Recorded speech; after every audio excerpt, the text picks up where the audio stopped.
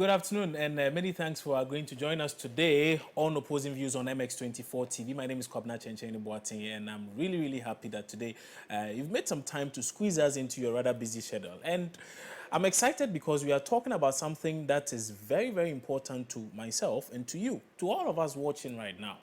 And it has to do with the issue of COVID-19. And I'm sure for many of you who have been in one way or the other been affected by COVID, this conversation is very paramount to our interests. You see, that's what they usually say in their Kan language. Now, yes, there's been a lot of talk about vaccines coming. Well, now finally, the vaccines are in. And so this morning, President of the Republic, Nana Addo Dankwa Akufo-Addo, decided to show leadership. He led by example. He went for that very vaccination, took the injection, and he went with his wife. Well, you could see that she's not very fond of needles, but still had to do it because she's the first lady. And so both persons took the dose. The vice president as well as his wife also took that very vaccine.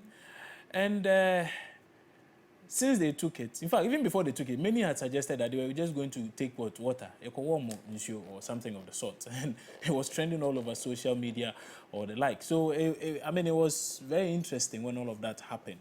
And so, today, I know you have a lot of questions about the vaccines. Myself, I've had a lot of questions. And fortunately, on Opposing Views, we've interacted with a number of experts, and they have suggested to us a number of things, including the fact that it is very safe to take the vaccines. But I'm sure you still have a lot of questions. So today, the show is dedicated to you out there watching. Call in, send us your messages, and we have some experts who are ready to join us in a bit to answer all of those questions. But before then, let's first take you to that very ground where President Nana Addo Dankwa Akufo-Addo took that jab of AstraZeneca vaccine earlier today, and he was there with his wife, as I mentioned earlier. So let's bring back to you that bit of it as he took it and as he encouraged us all to believe in the vaccine and to be sure that it's here to help all of us. Distinguished guests, ladies and gentlemen, it is my singular honor to respectfully now invite His Excellency the President and Commander-in-Chief of the Ghana Armed Forces, Nana Addo Dankwa Akufo-Addo, to give his remarks. Thank you very much. I thought I was coming to get a job. I didn't realize we were going to have this elaborate ceremony. But first of all, let me thank the Commandant of the Military Hospital, the Ghana Health Service, and all of you for making it possible for us to begin the vaccination of our people today. We've all had a very difficult time this last year. Unfortunately, scientists in the world have now found what could be a permanent antidote to this, I can only call it a pestilence that has affected all of our lives this last year. It's important that I set the example that this vaccine is safe by being the first to have it, so that everybody in Ghana can feel comfortable about taking this vaccine. It is important that everybody, at the end of the day, is vaccinated, and that's our objective. And in doing so, UNICEF, the managers and the contributors of the COVAX facility for the opportunity that we have in this country to begin the process of vaccination. The vaccine doesn't mean that we're throwing away all the other protocols. All the other protocols remain in place until we are satisfied that the the virus has finally disappeared from the soil of Ghana. So once again, Commandant and the people of the military hospital, thank you very much for this opportunity. Thank you. Thank you, Mr. President. We have now reached an important part of today's program, and his spouse to proceed to the enrollment area. The enrollment area involves a series of some basic steps.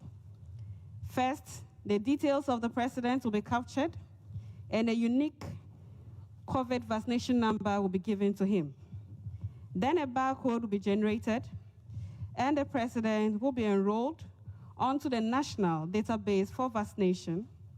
And then finally, he will be given a shot of the COVID-19 vaccine. Shall we all please be seated while this process goes on? We will take a short musical interlude while the President and his spouse go through the enrollment program, and after which he will be given a shot of the vaccine.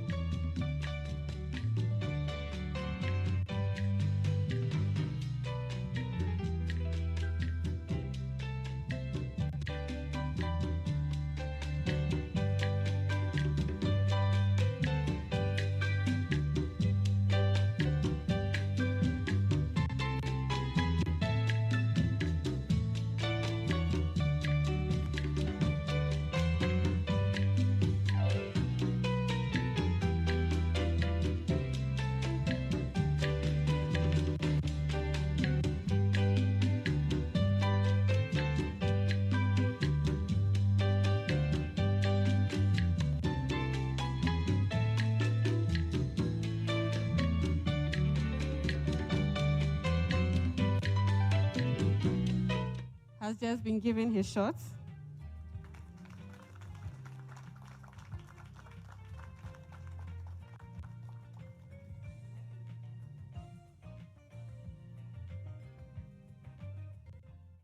So that was President Nana Addo Dankwa Akufo-Addo taking his shot of the AstraZeneca COVID-19 vaccine earlier today. And social media has been awash with messages, with comments, with all kinds of reactions after the president and his wife, Madam Rebecca Akufo-Addo, took those shots. Also, today, Vice President Dr. Mahmoud Bawumia, also at the police hospital, also took his shots. And let's just show you a bit of that before we delve into that very conversation we have for you today. We've already mentioned to you that, well, that's what you can see on your screen right now. Alhaji Dr. Mahmoud Bawumia taking his shot. I don't know whether he's also quite scared of needles, but, well, he's making do with that, that very activity. He's taking it rather calmly. Okay. There you go. There you go. So it's not as big a deal as many make it seem. Many have suggested that taking this vaccine comes with its own complications here and there, and that, you know, it's non-biblical, it's spiritual, it's a mark of 666. It is. Some even say you can even end up getting popo-bli-bli and the like. As to whether they are true or not, we cannot tell. But of course, today, I told you that the show is dedicated to you out there. For all the questions you have on this particular vaccine, which kinds of people are even supposed to take it, if you have any underlying condition, whether or not you are allowed to take it, whether it's even safe to take it, we are opening the floodgates for you to send your questions either on our Facebook page or on our Twitter page or you can even call into the show today and ask our experts all the questions. But let me start by introducing our guest for today's show, Kobe Blay. He's a nurse and health blogger. He's joining us in the conversation. Also, Yaobedi Akon is an immunologist. And also, he's a research fellow with the West African Center for Cell Biology of Infectious Pathogens. And then we also have Dr. Frank Ankobia, who is president of the Ghana Medical Association. These three gentlemen have agreed to join us in our conversation today. Gentlemen, good afternoon, and many thanks for joining us today for this very episode of Opposing Views. So let me quickly start with Dr. Frank Ankobia. I think I would like to ask him a few questions before we allow our calls to come through. And perhaps I could just mention the line that you can reach us on, so that once we announce the phone lines, you can feel free to. Okay, so the number is actually on the screen now, 055-033-1511. That's 055-033-1511 or 020-473-8481. 020-473-8481. If you have questions about the COVID-19 vaccine, please do well to get in touch with us. Doc, good afternoon. Many thanks for agreeing to join us for today's show, sir. I hope all is well. Dr. Ankobia, can you hear me, sir? Okay, Dr. Frank Ankobia is president of the Ghana Medical Association. I want to believe he's on the line and can hear me. Doc, if you can hear me, good afternoon. Okay, it doesn't look like Dr. Ankobia can hear me rather clearly. Yaobedi Akon is on, though. He's an immunologist and a research fellow with the West African Center for Cell Biology of Infectious Pathogens. Yao, good afternoon. Many thanks for agreeing to join us, sir. Hope all is well. Yes, it's Dr. Yaobedi Akon. Fantastic, Doc. Doc, so you saw the president take his job there. You saw the vice president as well take his job. Many have suggested this will, of course, give people the needed confidence to go all out and take the vaccines. But let's take a look at what has happened elsewhere. Even in the UK and Germany and the like, we've had a lot of high-profile persons take these vaccines, but we still haven't seen a significant number of people, as significant as we would have wanted, go for it. Does it look like anything is going to change here in Ghana, even for a more advanced country where you would hope or wish or understand that maybe people understand things better? They are not taking it as much. How about those of us here who believe that everything that happens in life is an issue of God, an act of God or whatever? I actually don't agree with you. Okay.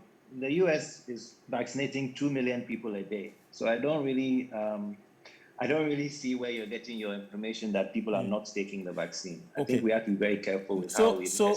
So for instance, in the UK, I know they've segmented it in a particular way. So they are giving out doses or jabs to health professionals, to a few other frontline workers first before it goes to the others.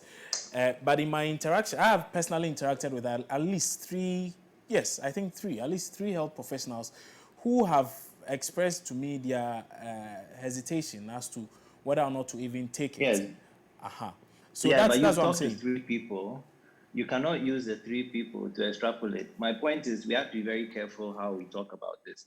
There are countless health professionals in the UK, many of whom I know. I have done extensive work in the UK myself. I used to be there before I moved back home to Ghana. Many of my colleagues have also taken the vaccine. Okay. So there is a minority, and I think it is important that we communicate this very clearly to the Ghanaian people.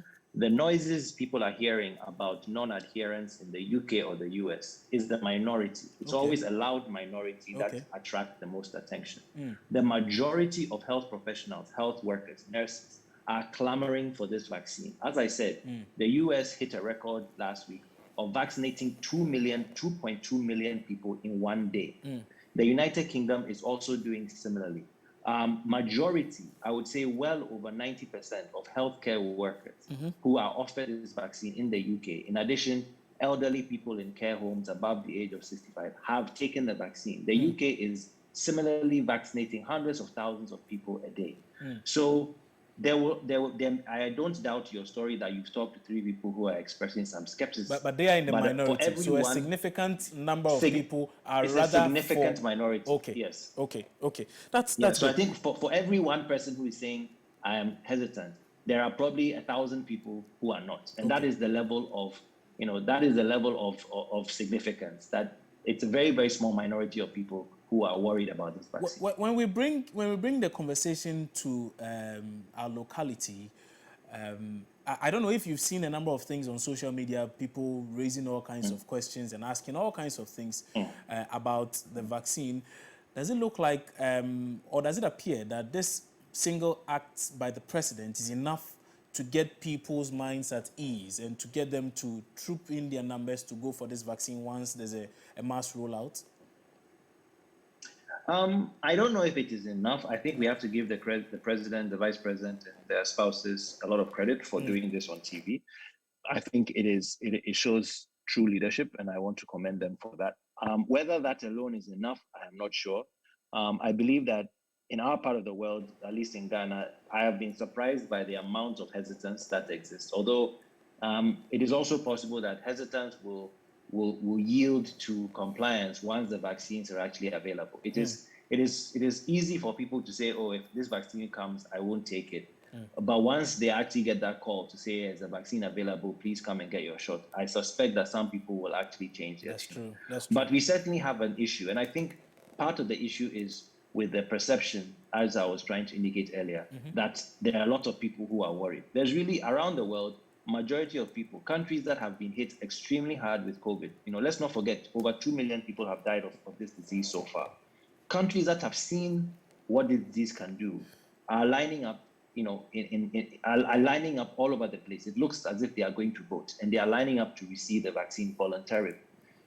There is a small fraction who will make it onto WhatsApp and Facebook who will raise all these conspiracy theories. But I suspect that even some of those people, if you dig deep, have actually already got the vaccine. So in Ghana, we have to be extremely careful. We have been fortunate that the mortality associated with COVID-19 has not appeared to be as bad here. But there is a lot of COVID-19 in Ghana. And if we are hoping to get rid of this disease and to save lives going forward, then this vaccine is our best shot. So I think I have been surprised by the amount of hesitancy. I think the last figures I saw was, 40% of people said they would take it. I think about 12 or just below 20% said outright they didn't want it, and another, the rest are sort of unsure. I hope that we can convince those people who are unsure, because in many ways, this is our best bet. In some ways, if we want to get rid of COVID-19, we don't have a choice but to vaccinate. And so we have to think of it in those terms. And it behooves the media and people like myself to do our best to explain why this vaccine is safe and why it is so necessary for the people of Ghana to cooperate with government. Okay. Thank you for those initial words. Kobe Blay is a nurse and health blogger. He's also one of our guests for this very show. Kobe, I'll be coming to you just in a bit, though, because our calls have already started coming through. You're calling from Keta. Good afternoon. Okay, Richard rather from Keta. Richard, can you hear me? Hello. Richard, if you can hear me, good afternoon and thanks for joining us on Opposing Views. What's your question for our experts today? Yeah, hello. Yes, sir. Can you hear me? Yeah, I can hear you clearly. Great. Let's hear you. What's your question? Oh, okay. I'm just calling to ask because yeah, I can hear you. Yeah, in my locality here, most people are afraid of the vaccine. You say most of your people in your locality are afraid of the vaccine? Yeah, they are afraid of the vaccine because they are saying it's just something to reduce the number in our country and a whole lot. So I just want to ask, how safe is the medicine? Okay. How safe is the vaccine? Okay. So your question has to do with the safety of the vaccine, whether it's safe for us to take it at all. How is the safety of the vaccine? Okay. All right. Richard, thank you for that. Richard joined us from Keta with that question. Maybe I'll throw it to Kobe Blay. You're a nurse and a health blogger as well. Kobe, are you convinced this vaccine is safe enough for all of us to go ahead and take?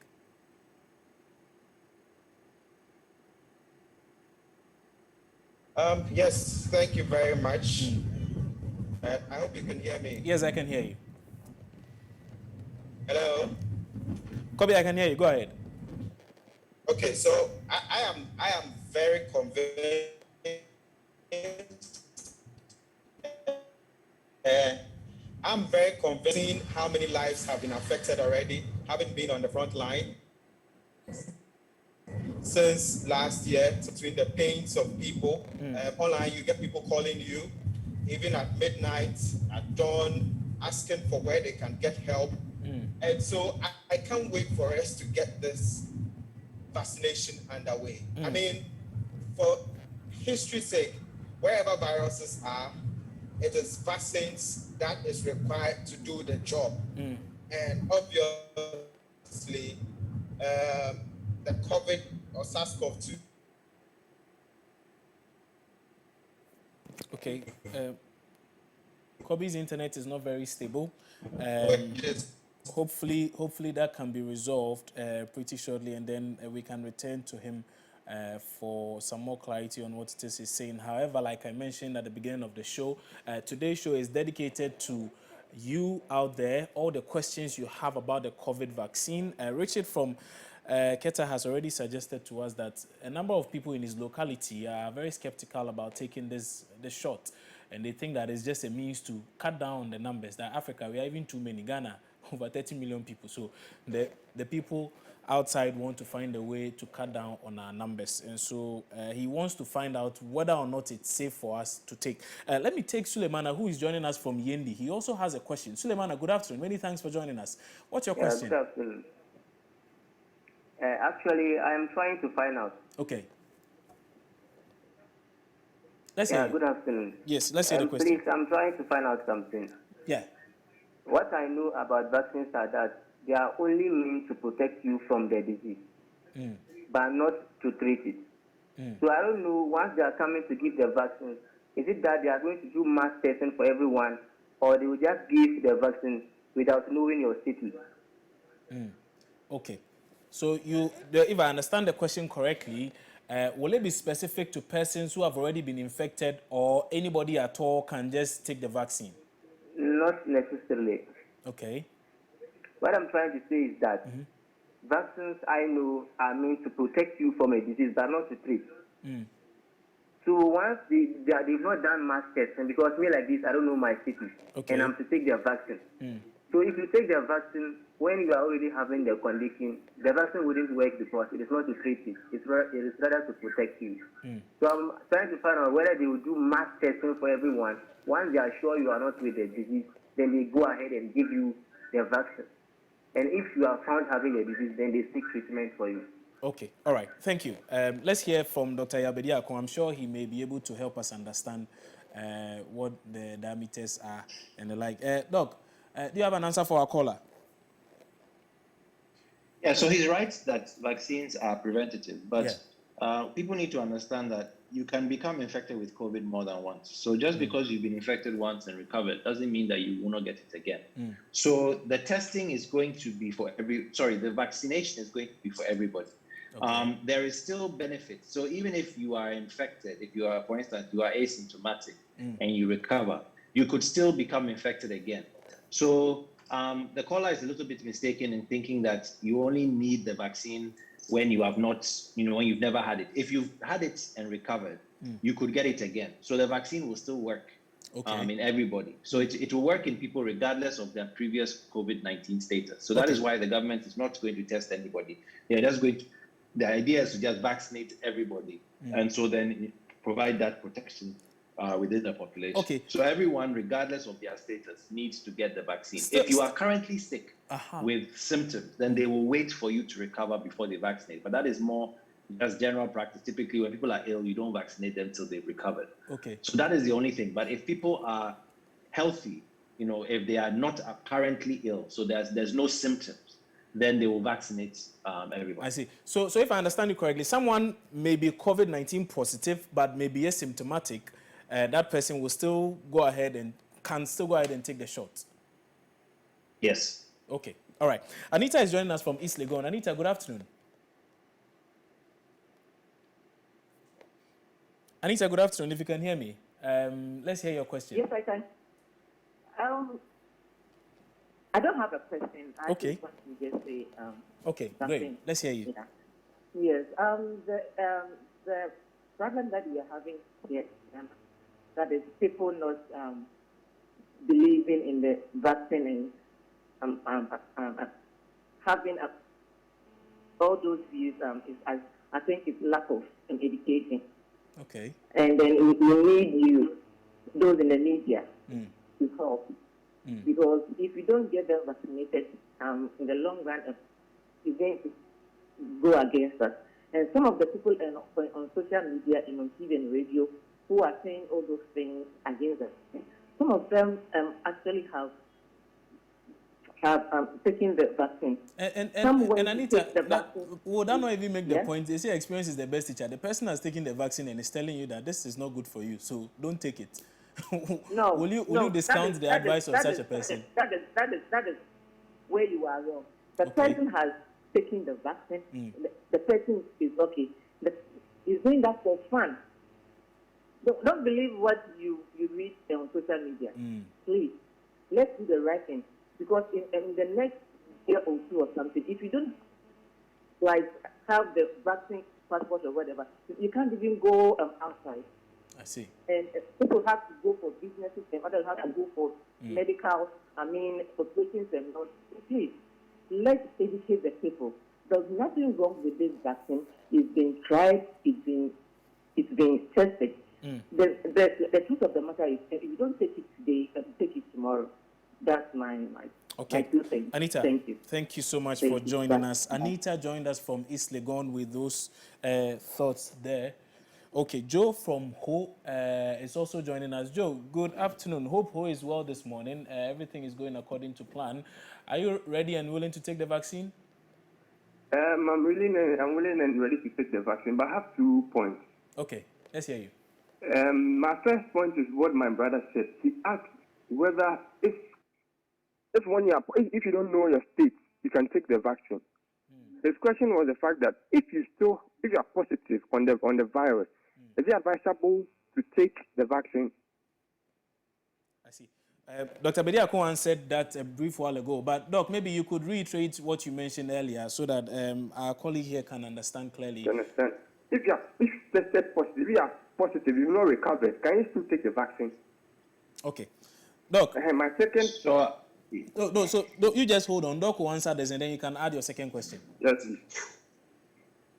So what I was saying was that the only time that you do not vaccinate is if you have symptoms. So, and the symptoms are not necessarily just tied to COVID. So if you are ill, if you have symptoms of a disease, whatever it might be, they will wait for you to recover before they vaccinate. That is just general practice. Typically, when they are vaccinating, they vaccinate people when they are in good physical condition. But in terms of if you've tested positive, but you are not showing any symptoms, even though you've not yet tested negative, i.e. you've not quote unquote recovered, you will still be fine to get the vaccination.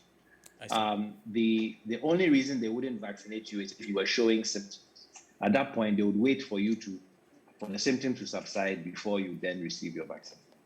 So the only thing that stops you from getting vaccinated is whether you are unwell, you are feeling sick, you are having a fever, whatever it might be. Then you would wait. Once you recover, then they will give you. But it has nothing to do with your status, as it were. Okay. All right. So can we now hear your second question?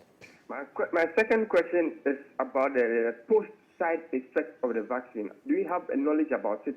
Or is it because it is new, we have no knowledge about the post-side effects of it? Okay. All right. Thank you. Doc, again, maybe you could help us with some of the known side effects that are associated with the vaccine. Yeah, so the majority of the side effects are very mild. People are reporting some pain in their arm at the site of injections. Other people are having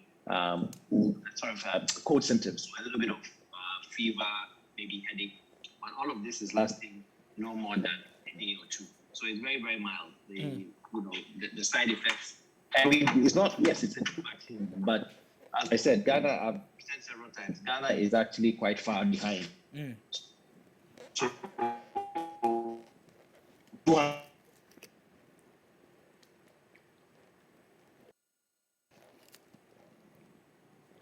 Okay, I think that internet may have tripped there. Doc will rejoin us in a short while. That shouldn't be a problem. I think once his internet is a bit more stable, he'll join us with some more answers to all of the questions you have on the COVID-19 vaccine. Marvin, you are from OEB and you are also joining in the conversation. Good afternoon. What do you have on your mind? Okay, thank you very much. I, for one, I'm really happy about the fact that the vaccines are in, okay. But I've spoken to some few friends, and they are raising some really interesting reasons, okay. For instance, COVID-19 has been with us for close to a year, okay, and we have been following the protocols and wearing our nose masks, using the sanitizer. Okay. According to a friend, he's been okay with it. So why the government not telling him to go inject a new substance, something into his system to try and prevent the virus when he's been okay with it for the past few months by wearing nose masks and using sanitizers? So I think the government needs to give us more reason why we should go for this vaccine, because if you go for the vaccine, it doesn't mean that you have to stop wearing the nose mask. You still have to continue wearing the nose mask. Okay, so if I understand your question correctly, if I understand you correctly, you are saying beyond the vaccination, government should continue to preach issues of social distancing and the wearing of nose masks. Is that the point you're trying to make? Exactly. He's saying that he's been okay with a few months that have gone by with wearing his nose mask and then using the sanitizers, right? He's been okay. He's not been affected so far. And they are telling him to inject a foreign substance in his body with the same idea of preventing him from getting the virus, okay? Why should he inject it? He needs more reason. And then he's saying that even after injecting it, he doesn't even have to stop wearing the nose mask. He still has to continue wearing the nose mask. So why inject it? Okay. All right. Thank you. Kobe, can you help us with some answers here? The point is, we are already practicing social distancing. We are wearing our nose masks and the like. Why should we even bother going for a jab or a shot?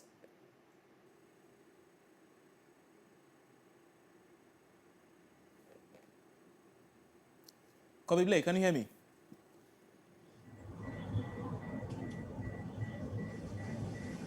Hello? Yes, Kobe. So the question is, the question by one of our callers is, oh, you had a question, go ahead. It's pretty simple. Okay. After we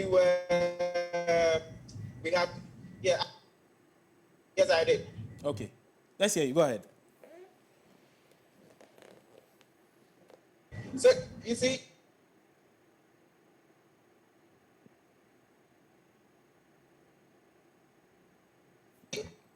after we had been immunized against polio and all the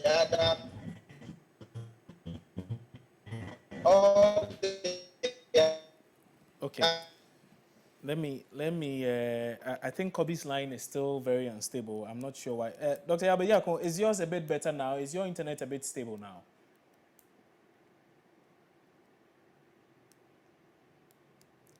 Doc, can you hear me? Can you hear me? Yes. Can you hear me? Yes, I can hear that, Doc. I can hear you loud and clear now. Maybe you could help us. Okay. Okay. Let me pick one more caller. Right. Let me pick one more caller, and then we can answer both questions. So, Alex from Asante Mampo is also joining us in the conversation. Alex, good afternoon. Good afternoon, KKB. Alex, what's your question? Okay, I want to give a brief suggestion or a question. Sure. Like in a form of contribution. All right. Okay, HIV has been in the system or in the country, let me say, or in the world for almost 40 years now. And HIV have also been in the world, like it has also come for some time now, and there has still not been a vaccine. So how come recently and a vaccine has been developed for it? You see the reason why most of we Ghanaians are trying and are trying not to comply to what they are telling us. So it will be very difficult for us to believe such things.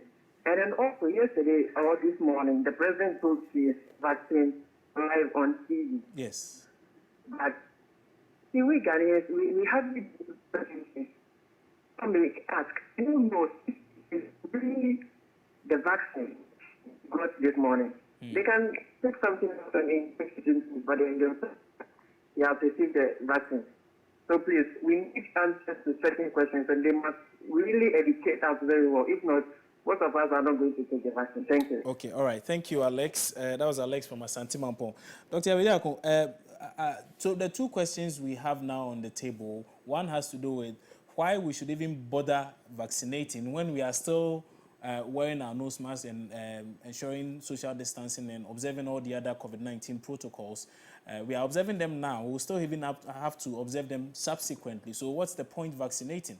The second question, Alex from Asante Mampong asked, is whether or not it's not so fishy, because we've lived with HIV/AIDS for so long and the scientists have not been able to come up with a vaccine. Some way, somehow, COVID comes and within a year we have a vaccine. So there's more to be done to convince the populace that all is well. So over to you, sir. Yeah, so I'll take the first point. Okay. The reason we need a vaccine is it's not going to eliminate the virus. Those are temporary, those are measures that were taken in the absence or whilst we were trying to develop a vaccine. Now that we have a vaccine, yes, we still need to maintain those measures because we are not vaccinating everybody at once. And the vaccine is being administered in 2 doses. So we are still going to be vulnerable till everybody has been vaccinated. If we hope to eventually be able to, I believe that people in Ghana want to be able to get to a point where we no longer have to wear nose masks. The only way we get there is by vaccinating. So in my opinion, if people in Ghana, if they want us to continue wearing nose masks for the foreseeable future, then don't vaccinate. If you want to eventually move back to the way life used to be, the only solution is a vaccine. So I think instead of viewing it as two separate things, nose masks and the social distancing, the protocols, are heightened measures meant to slow down the spread and preserve lives while a vaccine is being developed. Once a vaccine is available, then that is the final piece that can hopefully break transmission. So we have to now add vaccine to the existing measures. And if we do that, I believe that in time, hopefully by the end of this year, if we are able to vaccinate enough people, we can begin to relax those measures because there'll be no need for them. Doc, there's a quick question on that. You're saying the vaccine is like the last thing we have to worry about. So once it's able to deal with the issue, then we are all good to go and perhaps not even have to bother about wearing all of these masks. Yes. But the point is this: many have raised issues with the efficacy of these vaccines, at least the percentage of its efficacy, as against the mutating nature of the virus and how it keeps evolving. Now, today we are taking a shot which perhaps deals with a particular strain of the virus. 6 months down the line, what do we know? I mean, who knows what may happen? Yes, so that is why we have to vaccinate quickly. That is why countries around the world, like in Europe, Israel, the US, are vaccinating so many people so quickly. If you can vaccinate fast enough, you don't have to worry about new variants because the virus will not have time to mutate. Okay. But if we vaccinate too slowly and too many people say, oh, I want to wait to see what happens, then we will have exactly that problem where the vaccine will no longer work because the virus would have had time to mutate. So that's why speed is of the essence. That's why we don't have time to wait to see what happens. We just have to go. The second question about HIV, we have to understand that vaccine development is extremely expensive. It costs hundreds of billions of dollars to develop a vaccine, and that is why it usually takes time because there are limited resources. With HIV, all you have to do is look at the map to see where the majority of cases are, for you to begin to understand why there may be fewer resources dedicated to HIV. HIV is predominantly, majority of the cases of HIV now are in Africa. And we all know that countries in Africa are poorer. The pandemic, COVID-19, affects everybody. Over 2 million people have died, majority of them in Europe and in North America. So those countries put all their resources together to try to develop this vaccine. So there was no limit of resources. There was as much money as anyone can imagine available for the development of these vaccines. So that is why that is partly why the COVID-19 vaccine has been developed so quickly. But also, HIV and SARS-CoV-2 are two very different viruses. SARS-CoV-2 in some ways is a more straightforward virus to deal with than HIV, partly because of how it's constructed and also where it affects in the body. So there are a lot of things, you cannot just compare HIV to SARS-CoV-2 and think, oh, we should have a vaccine immediately. There are a lot of factors to consider. But the worst thing we can do is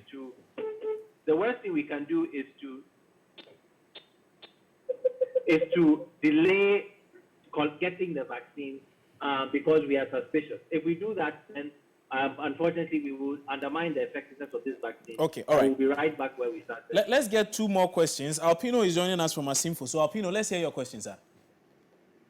I feel that was the vaccine made in Ghana or outside Ghana?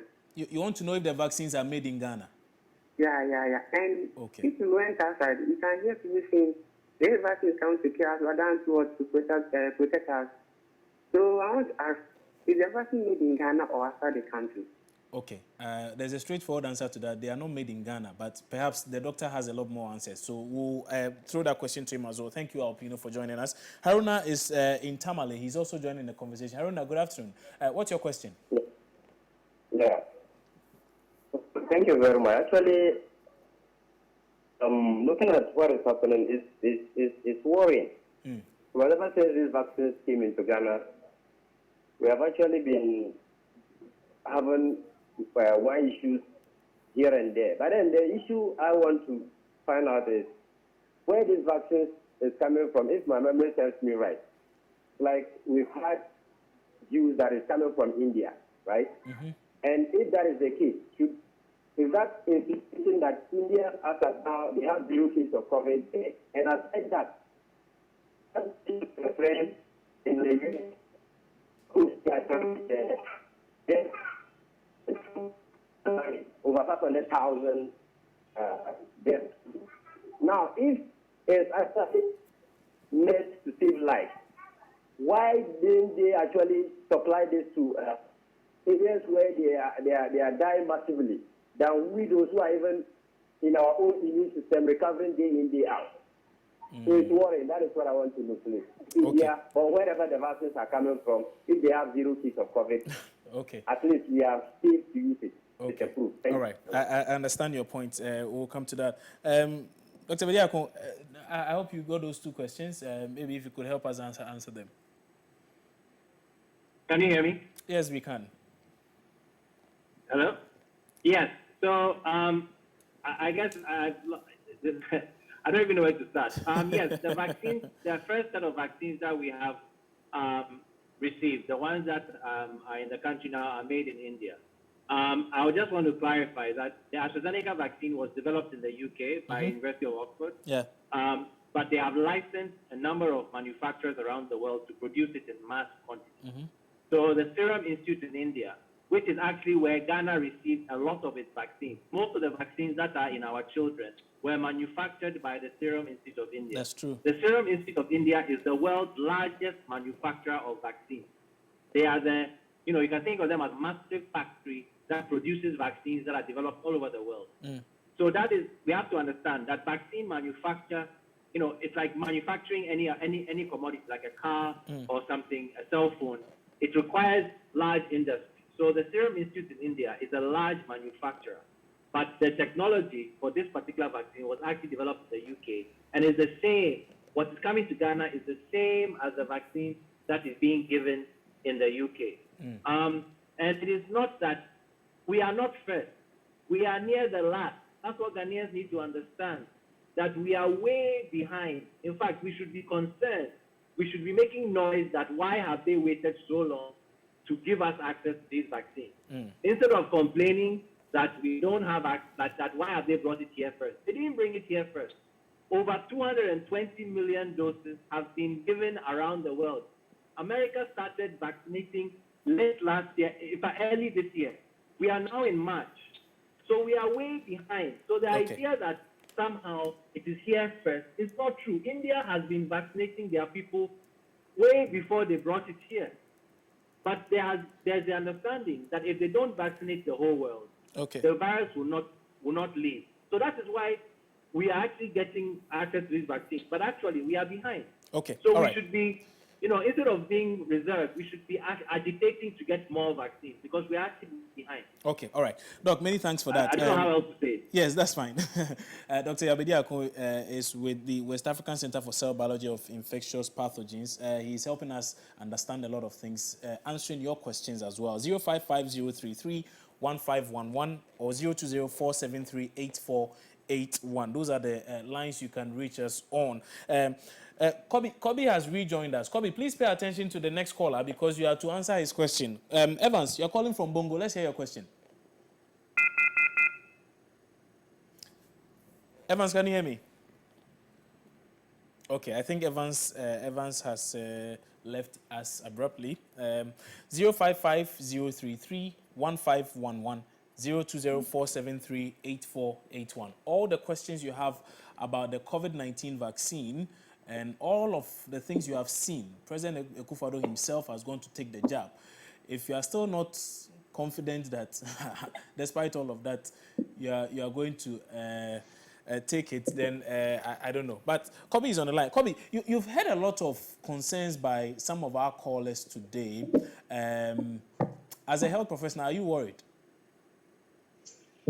No, I'm not worried about the concerns at all. I mean, it's legit for people to have these concerns, but unfortunately, you get some concerns that are so weird, and you get some concerns coming from some contestants that it's unfortunate to hear from, especially when you have some health professionals fueling some of these conspiracy theories, and that is where my worry is. What have been some of these conspiracy theories you've heard from your colleague health workers? I mean, some think the president even went in for placebo. Some even think the vaccine would change DNAs. I mean, some think it's supposed to kill people here. I mean, make people infertile and all that. I mean, so that for me, it's worrying to start with. That is the first worrying part I need to express. But as for the public expressing their sentiments and all that, we will have to take it in good faith and work around it. So the point is this: some say there's no smoke without fire. So if health professionals are saying this, then the ordinary Ghanaian, what should we be thinking? I think that it's okay when these things happen, and we have to build on it to educate the masses. We also have to take some of these concerns, like I said, and begin to work on it. Now, when you look at some of these concerns, what we have to do is increase the public education, and then realize that whatever these concerns are is what we need to build on. I think that also we have delayed in our public education, and so we will need to deal with that. For some percentage, obviously we can't be able to get to everyone, but if we are able to get some key people, that is why I think that the president starting this whole thing. That is why some of the legislature, some influencers are going to be part of this, will help solve the situation. And of course, we need to share some of these success stories happening elsewhere. That is to say that when you look at the whole world, there are over 200 million vaccinations or first doses that have been given. When you look at some countries where they were burdened initially with hospitalization, you realize that hospitalization of critically ill people have reduced significantly. For us, we had just about 200 very or critically ill persons, and we didn't even have the capacity to deal with it. For the whole of 2020, look at the number of deaths we recorded, and just in 2 months, we recorded even same of the amount of deaths recorded for the whole of 2020, which means that if we even allow our situations for even critically ill to go up, because bear in mind, the more asymptomatics you have, the more critically ill also comes in, which means that the burden on the healthcare facilities, which cannot even satisfy us to some large extent, is now being burdened with these cases of severely ill people. And that would affect our resources that we have. And obviously, we wouldn't be able to handle or deal with it. All right. Let me take our last call now from Alex, who is joining us from Emprise. So, Alex, good afternoon. Good afternoon, sir. Let's hear your question, sir. Yeah, please. My question is it advisable for a person who has already recovered from COVID-19 to take the vaccine? Because what we know is already when you recover from those, your system already produced natural antibodies against those things. So now we are introducing artificial antibodies. So is it advisable for someone who has already recovered and now, no, supposing producing a natural antibodies to that, is it advisable for that person also to continue to take the vaccine, or it's okay for the person to just live on? All right. Thank you very much, Alex. Doc, perhaps we could throw this to you and you could wrap it up for us for the show today as you answer this question. Is it advisable for somebody who has recovered from COVID-19 to go ahead and still take the vaccine? Yes, as I said earlier, there are a number of people who have recovered and have become reinfected, and in some cases have had very severe complications. So the recommendation is that regardless of your status, you should get the vaccine, because the vaccine is able to induce certain levels of immunity that it appears that natural infection is not able to. So if you are truly going to be protected from this disease, you need to take the vaccine. That is the only way to have as much protection as possible, is to take the vaccine. Any last words, sir? For me? Yes, last words as we wrap up on the show. Okay. Okay. So, no, my last words would simply be, I understand that, people have questions, and that is fine. I think it is great that people are asking questions. But we should also, be open-minded, and I think we have to recognize the severity of the situation in which we find ourselves. COVID-19 is not a disease to be trifled with. As Kobe mentioned, our healthcare capacity is quite limited. We cannot afford to stretch ourselves much further than we currently have been stretched. And I believe that the months of January and February have demonstrated to us in this country that we are not immune from this disease. We are not, we are not untouchable, as we've seen a sharp increase in the number of deaths. So as we ask questions, I think we also have to recognize that there are great efforts being, and I think we should not allow ourselves to get drawn into too many conspiracy theories as we ask these questions. Okay. I believe the government is acting in good faith, and all over the world is that the vaccines are safe, and they are the only way that the world is going to be able to move on from COVID-19. So let's please get vaccinated so that we can go back to our lives and finally turn the page on this disease. Okay. All right. Kobe, let's wrap up with you. Your last words, sir. I think that what we need to realize that we are in a situation where some people are not seeing the severity of what COVID is doing. And for me, I think I'm done with all these panic attacks I've had to deal with patients and all that. I personally have developed some panic attacks because sometimes when I'm getting strange calls, I'm wondering whether someone is calling me to ask where they can get oxygen, where they can get an ICU bed. Because even when you are repairing cases, hospitals are not ready to receive. People are treating themselves home. And what happens is they come back with a whole lot of complications. People who have been infected earlier are getting the reinfection and are developing complications. Someone will say it is not COVID that killed them, but people are going home with a whole lot of blood clots in them, and then it causes this stroke and all that. You realize that the very few health professionals that have been on the front line are equally getting infected, and some are even critically ill. So even though you don't see the deaths in that high numbers like it's happening elsewhere, for us, the little heightening of number of mortalities that we see is causing a strain on us, and it's affecting a significant amount of our human resource. So we don't have any chances to take. Wherever viruses exist, it is vaccines that does the job. When you look at HIV, people think that we've not been able to treat HIV. Well, we have allowed HIV to trend for that long, and we are already having quite a number of variants, about 10 of them even in the system. So it still makes it difficult to deal with. We can't waste time. Let's ask ourselves, how many deaths from the vaccines that have been given so far, and how many deaths are we seeing from COVID? We don't have the chance to take. We need to get down and get this done. Kobe, many thanks for your time today on Opposing Views. Kobe Blay is a nurse and he's also a health blogger.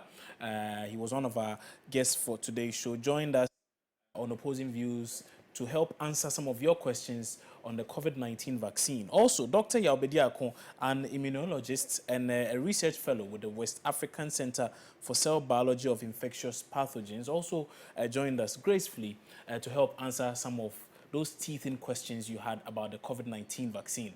I hope that we've helped to an extent to allay your fears and to get you to appreciate the need for all of us to take those vaccines. Today, the president has led by example. When it's time for you to take those vaccines, hopefully you are convinced enough that it is for your own good and not for some other reason. That is why everybody is asking you to take them. My name is Kwabena Chencheni Boatin. Show was produced by Jonah Eledi, NSN Anudovlo, and Marie-France Fojo. We are really grateful you took time off to join us and to call into the show also to let us know what it is you think about the COVID vaccine. I'll see you same time on Friday, right?